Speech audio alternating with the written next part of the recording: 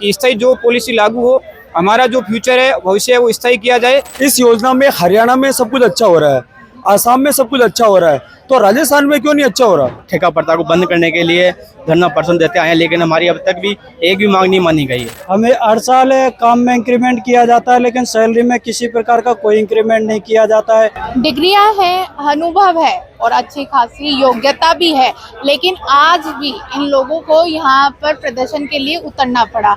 इतना अच्छा इनका काम होने के बाद में भी रोजगार के लिए इनको ठेका प्रथा को रोकने के लिए यहाँ इकट्ठा होना पड़ा। आज हम इनसे जानेंगे कि क्या इनकी प्रमुख मांगे हैं और आज ये लोग यहाँ क्यों इकट्ठा हुए हैं।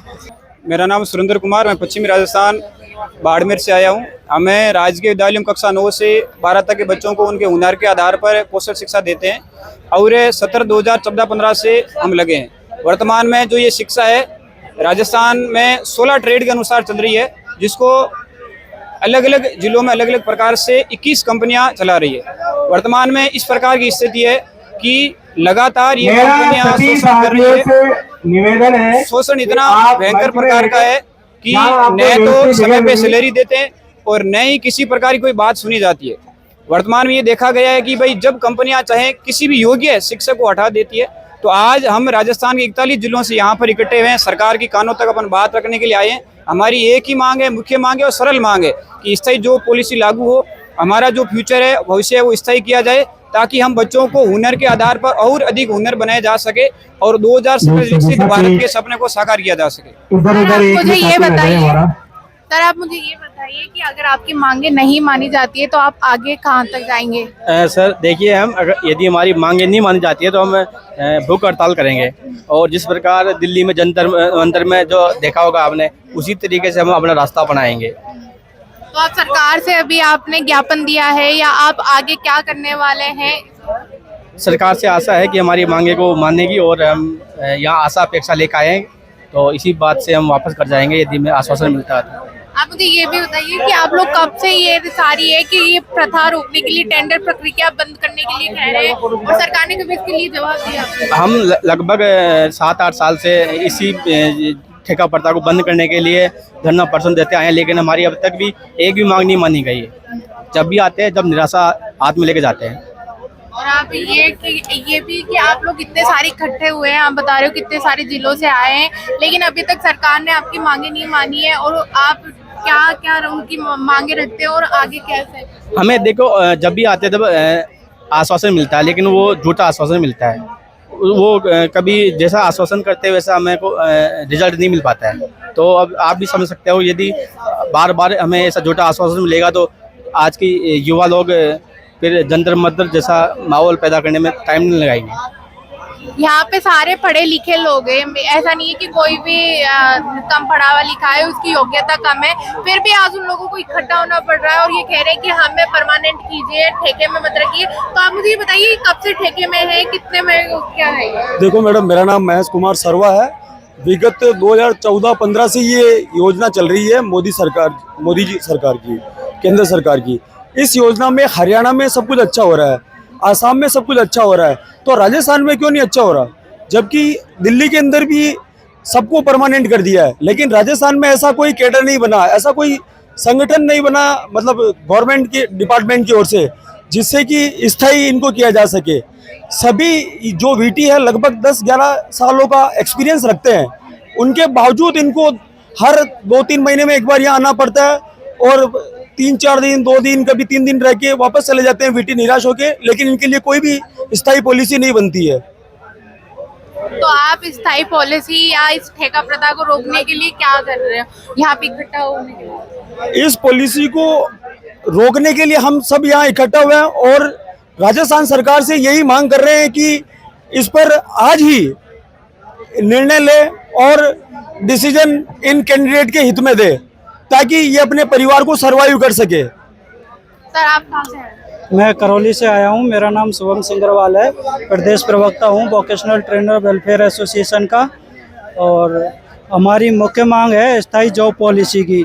ये मुख्य मांग इसलिए कर रहे हैं क्योंकि हमें क्या है कि थर्ड पार्टी या निजी कंपनियों द्वारा लगाया गया है, और निजी कंपनियां सब राजस्थान से बाहर की कंपनियां हैं, और राजस्थान में इनका कोई स्थायी ऑफिस भी नहीं है, कहीं दुकानों में ही ऑफिस चला रहे हैं। जबकि इतना बड़ा प्रोजेक्ट है कि इसमें लाखों करोड़ों रुपए केंद्र सरकार और राज्य सरकार वहन करती है, लाखों रुपए से लैब बनी हुई है, सरकारी विद्यालयों में ये चल रही है। जो हमारे देश के फ्यूचर हैं, भविष्य हैं, वो बच्चे हैं, तो उनको 9 से 12 तक हम प्रशिक्षित करने का या हुनर देने का हम काम करते हैं। लेकिन हमारी जॉब पर हमेशा तलवार लटकी रहती है। हमें हर साल काम में इंक्रीमेंट किया जाता है, लेकिन सैलरी में किसी प्रकार का कोई इंक्रीमेंट नहीं किया जाता है। सैलरी हमेशा 8 से 10 महीने लेट चलती है, अभी भी लेट है। लेकिन हम अभी इन सब मुद्दों को नहीं रखना चाहते। हमारा इस समय केवल एक ही मुद्दा है कि हमें स्थायी जॉब पॉलिसी लागू की जाए, और ये नहीं कि हम ही कह रहे हैं। हमारी इस जायज़ मांग के समर्थन में करीबन 70 प्लस जनप्रतिनिधि जो विधायक हैं विधानसभा में, राजस्थान में जो सांसद हैं, और बहुत सारे जनप्रतिनिधि, और इसमें पूर्व मुख्यमंत्री अशोक गहलोत जी और वर्तमान सरकार के जो मंत्री जी हैं करोड़लाल मीणा जी, ऐसे करके 70 प्लस जनप्रतिनिधि ये चाहते हैं कि इनके लिए स्थायी जॉब पॉलिसी लागू हो, ताकि व्यावसायिक शिक्षा का सुचारू संचालन हो सके राजस्थान में भी। और चूंकि ये करना कोई बड़ी बात नहीं है, जब राजस्थान के पड़ोसी राज्य हरियाणा, दिल्ली, असम, शिमला ऐसी जगहों पर जब हो सकता है तो राजस्थान में क्यों नहीं हो सकता। जबकि ये केंद्र सरकार का प्रोजेक्ट है, भाजपा सरकार का प्रोजेक्ट है, राजस्थान में डबल इंजन सरकार है, आराम से कर सकते हैं। जो सैलरी इस समय ठेका प्रताप में दे रहे हैं, तो हमारे जो ठेका में जो लगा रखे हैं, जो चार्ज कंपनियों को दे रहे हैं, वो चार्ज बचेगा, उसको सैलरी में इंक्रीमेंट कर सकते हैं, बहुत कुछ अच्छा हो सकता है, व्यावसायिक शिक्षा सुचारू चल सकती है। छोटी सी मांग है, निविदा में से खाली ज्यादा नहीं, परमानेंट नहीं कर संविधान में तो डाल नहीं सकते। लेकिन सरकार की ये मानसिकता कहीं ना कहीं सरकार को गलत दिशा में लेके जा रही है। इसका परिणाम सरकार को भुगतना पड़ सकता है। लेकिन हम चाहते हैं सरकार हमारा सहयोग करे और हमारी जायज मांग को जल्द से जल्द पूरा करे। सर, आपका नाम? मेरा नाम दीपक ओझा है, मैं भिलवाड़ा से हूँ। आप ये वोकेशनल जो शिक्षक है उनको स्थायी किया जाए, उन पे लेकर आप क्या बोलोगे कि सरकार आपकी नहीं सुन रही है? आप कह रहे हैं कि हरियाणा मॉडल आना चाहिए। बिल्कुल, इसके लिए हम पूरी कोशिश कर रहे हैं, और हम आए भिलवाड़ा अपने स्तर पे, राज्य जिले स्तर पे भी हम धरना प्रदर्शन करते हैं, ज्ञापन देते हैं। और अभी तक हमारा जो धरना है जो भी हुआ वो शांतिपूर्ण तरीके से हुआ है। और आज भी हमने एक हवन सद्बुद्धि यज्ञ रखा है, आप देख रहे हैं, उसकी तैयारी चल रही है। सद्बुद्धि यज्ञ के द्वारा हम एक शांतिपूर्ण संदेश सरकार को देना चाहते हैं कि हमारी जो मांगे हैं उनको आप शांतिपूर्ण तरीके से आप हमारी मांगों को मांगे, अन्यथा हमें ऐसे कदम भी उठाने पड़ेंगे जिससे हम सरकार भी परेशान होगी और आम जनता भी परेशान होगी। सर, आपका? नमस्कार, मैं मुरलीधर शर्मा, भिलवाड़ा से व्यवसायिक प्रशिक्षक। हमारी जो मुख्य मांग आपने देखा होगा भी, यहाँ हरियाणा मॉडल है। हरियाणा मॉडल हम इसलिए कर रहे हैं, हरियाणा राज्य में 2022 में ही परमानेंट पॉलिसी लागू कर दी, और आपको सुनकर ये हैरानी होगी कि वहाँ पे बीजेपी की सरकार ने ऐसा किया है, और राजस्थान में भी बीजेपी की सरकार है, और प्रोजेक्ट भी बीजेपी की सरकार है। तो क्या वजह है कि वहाँ पर हो चुकी है, बीजेपी ने वहाँ कर दी, लेकिन यहाँ करने में उनको प्रॉब्लम है? वहाँ की जो सरकार है वो वहाँ के युवाओं के लिए सोचती है, वो युवाओं के बारे में अच्छा सोचती हैं। और हमारे यहाँ की जो राजस्थान की सरकार है वो केवल खुद के सोचती है। चुनाव होते हैं उससे पहले तो कहती है कि हम सब कुछ करेंगे, सब कुछ करेंगे, संविदा वालों को परमानेंट करेंगे, ठेका वालों को करेंगे। लेकिन जैसे ही चुनाव हो गए, 2.5 साल निकल गए हैं, और शिक्षा मंत्री को ये नहीं पता कि वोकेशनल शिक्षा क्या होती है। कभी हम जाते तो कहते हैं कि तुम तो कंपनी के कर्मचारी हो।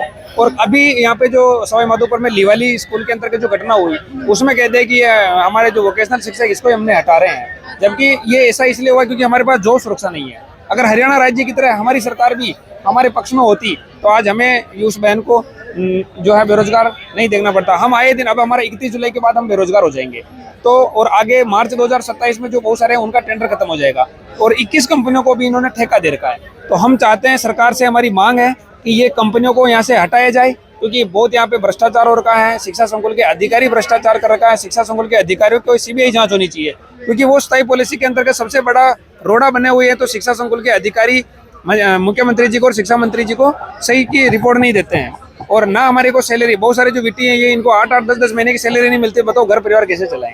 लेकिन शिक्षा नीति के अंदर ये किया गया है परमानेंट, लेकिन यहाँ पे ऐसा नहीं है। नई शिक्षा नीति 2020 वाली जो भी आई थी, उसके अंतर्गत व्यावसायिक शिक्षा का पूरा एक अलग से जो है अध्याय बना हुआ है, उसमें साफ कहा गया है कि रोजगार शिक्षा आने वाले समय में अनिवार्य शिक्षा होगी, और इनको जो रोजगार शिक्षा देने वाले शिक्षक है वो भी स्थायी करेंगे राज्य सरकार। केंद्र बजट देती है, 400-500 करोड़ का बजट आता है राजस्थान में, ठीक है, लेकिन अधिकारी और वो इनको इम्प्लीमेंट नहीं करती है। अन्य राज्यों में जो सैलरी है वो दिल्ली में 38,000 है, हरियाणा में अभी कम से कम 36,000 सैलरी है, वहाँ पे बेसिक 30,500 बेसिक है, और प्लस हर साल 5 से 10% इंक्रीमेंट होता है, CL, PL, मातृता का सारा कुछ मिलता है। लेकिन राजस्थान के अंतर्गत ही ऐसा क्यों हो रहा है? क्या राजस्थान की डबल इंजन सरकार फेल हो गई है? क्या अगली बार रिपीट नहीं होना है क्या उसको? हमारी मांग यही है, जल्द से जल्द हरियाणा मॉडल लागू किया जाए। अगर लागू नहीं होता है तो हम पूरे राजस्थान में प्रचार प्रसार करेंगे बीजेपी के खिलाफ, और अगली बार हम विधानसभा घेराव करेंगे। मेरा नाम धनराज है और मैं भिलवाड़ा से आया हूँ, और मैं बच्चों को ऑटोमोबाइल पढ़ाता हूँ, कक्षा 9वीं से 12वीं तक। सर आपकी क्या क्या मांगे हैं? मैडम, हम पिछले 11 सालों से प्लेसमेंट एजेंसी के माध्यम से स्कूलों में लगे हुए हैं, लेकिन हमारे साथ बहुत ज़्यादा शोषण होता है। जैसे हमारे को टाइम पे पेमेंट नहीं मिलता है, मतलब जब चाहे कंपनियां हटा देती है, जब चाहे उसको लगा देती है, हमारी जगह किसी और को भी लगा देती है। और जैसे सरकार यदि मतलब काम करवा रही है तो पेमेंट सरकार डायरेक्टली भी दे सकती है, भाई बिचौलियों को क्यों रख रखा है? इसीलिए हम इस चीज़ से बहुत ज़्यादा परेशान हैं और बहुत ज़्यादा शोषित है। तो यहाँ पे जो आप कह रहे हैं कि ठेका प्रथा बंद करी जाए क्योंकि आपको स्थायी नहीं किया जा रहा है, यह जहाँ पे हम सुन रहे हैं कि हरियाणा के अंदर ये मॉडल लागू कर दिया है, तो राजस्थान में क्यों नहीं हो रहा?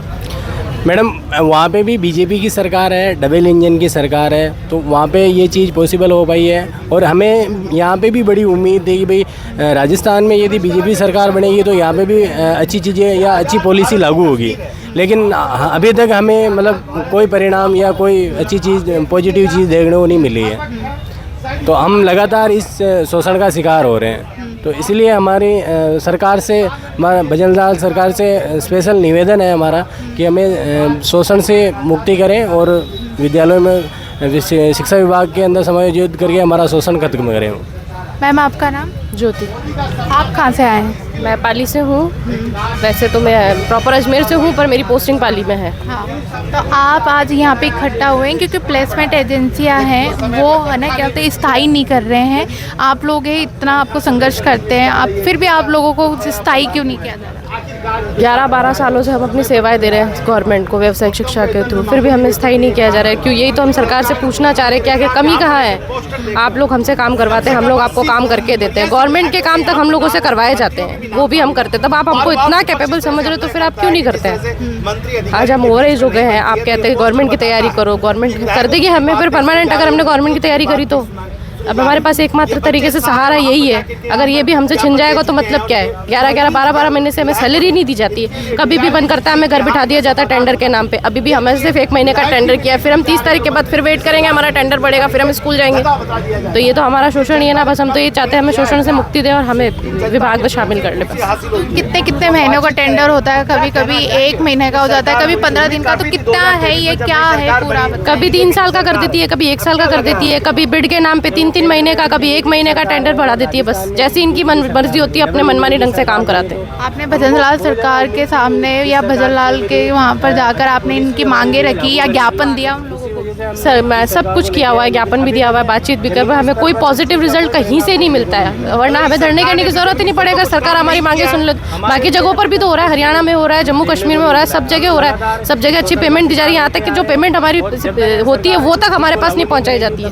20-20, 22-22 हज़ार हमारी पेमेंट है, उसमें भी हमें 18-18, 19-19 हज़ार रुपये दिए जाते हैं, उसमें वो भी हमें टाइम से नहीं दिए जाते। तो हम कैसे चलाएंगे? हमारी भी फैमिली भी है, हमारे भी बच्चे हैं, कोई सिंगल मदर है, सब कुछ है। मातृत्व अवकाश नहीं मिलता है, बच्चे अपने 9-9 महीने के बच्चों को ले लेके स्कूल जा रही हैं। हाँ, प्रेग्नेंट है उसमें भी स्कूल जा रही है। क्यों? ये तो हमारे लिए साथ जाती हुई ना एक तरीके से। हम तो इसके खिलाफ ही बस खड़े हुए हैं और हम तो ये चाहते हैं कि बस हमें सरकार परमानेंट कर दे, बस और कुछ नहीं। यहाँ पे तमाम जो सारे लोग हैं उनकी एक ही मांग है कि हम लोगों को स्थायी कर दिया जाए। इन्होंने भजनलाल सरकार को ज्ञापन भी सौंपा है, बट अभी तक उनको आश्वासन नहीं मिला है। यहाँ पे हज़ारों लोग आए, लेकिन कितनी बार इन्होंने प्रदर्शन किया। इतने सारे ज़िलों से ये लोग इकट्ठा हो गए यहाँ पे आज आए हैं। आज इनकी एक ही मांग है कि हमें स्थायी किया जाए, हमें टेंडर जो प्रक्रिया है वो वो हटा दी जाए। आप क्या कहेंगे कि सरकार क्या कर रही है? जहां हरियाणा में भी बीजेपी सरकार है वहां पर ये मॉडल लागू कर दिया गया है, लेकिन राजस्थान में क्या वजह है कि ये मॉडल लागू नहीं किया जा रहा है? ये जवाब आपके लिए। आप हमें बताइए कि भजनलाल सरकार कर क्या रही है। फिलहाल इस खबर में इतना ही। ऐसी तमाम खबरों के लिए देखते रहिए द खटक।